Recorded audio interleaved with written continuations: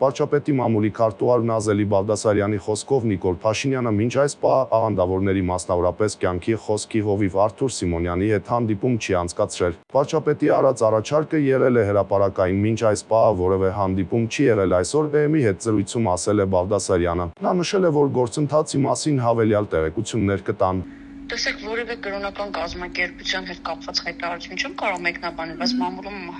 հանդիպել են, որ իրենք կարծես թե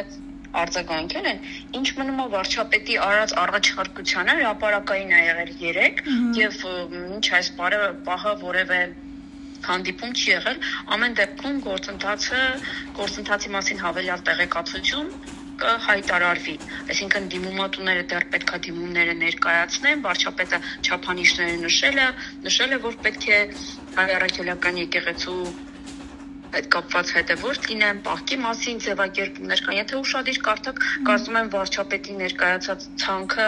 սպառիչ է։ Փաշինյանի մամուլի խոսնակը վստահեցրել է, հանրության հետ այս գործընթացը լինելու է թափանցիկ։ Կյանքի խոսք ավետարանական եկեղեցուց էլ այսօր ԵՄ-ին ասել են, թե Նիկոլ Փաշինյանը չի հանդիպել Արթուր Սիմոնյանին։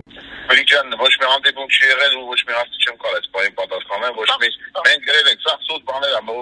Արթուր Սիմոնյանը ոչ մի Նիկոլ Փաշինյանի հետ հանդիպում չի ունեցել։ Մի անգամ ուղղակի ամերիկյան աղոթքի ժամանակ համահայկական աղոթք է եղել աշխարհի տարբեր տեղերի, ինքներա մասնակցել, բարևել են ու վերջ։ Երեք այս կառույցը նաև հայտարարություն էր տարածել, վստահեցնելով, թե ոչ ուղղակի, ոչ էլ անուղղակի կերպով որևէ առնչություն չունեն ՀՀ կառավարության եւ Մայր Աթորի միջև կոնֆլիկտային իրավիճակի հետ։ Հիշեցնենք, վարչապետ Նիկոլ Փաշինյանը երեկ հայտարարել է, որ անհրաժեշտ է գործուն քայլեր ձեռնարկել Մայր Աթոր Սուրբ Էջմիածնի վեհարանը ազատելու եւ կաթողիկոսական նոր ընտրություններ կազմակերպելու ուղղությամբ։